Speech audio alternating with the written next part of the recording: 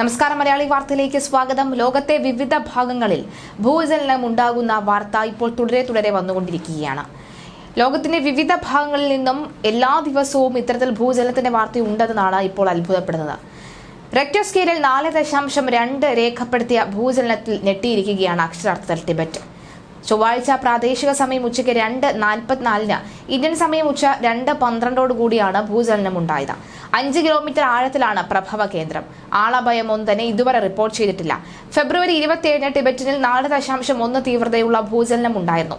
അതേസമയം ടിബറ്റിൽ ഭൂചലനത്തിന് മുൻപായി ഉച്ചയ്ക്ക് 2 മണിയോടെ അഫ്ഗാനിസ്ഥാനിലും ഭൂചലനം ഉണ്ടായിരുന്നു. കലാഫ്ഗാനിൽ നിന്നും 69 കിലോമീറ്റർ അകലെയായി ഭൂമിക്കടിയിൽ 10 കിലോമീറ്റർ താഴ്ചയിലായിരുന്നു പ്രഭവ കേന്ദ്രം.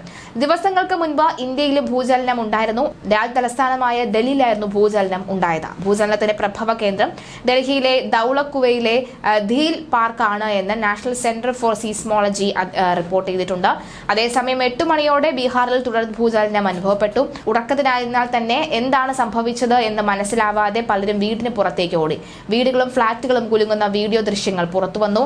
ജാഗ്രത പാലിക്കണമെന്നും സ്ഥിതിഗതികൾ പരിശോധിച്ചു വരികയാണ് എന്നും പ്രധാനമന്ത്രി നരേന്ദ്രമോദി എക്സിൽ കുറിച്ചു.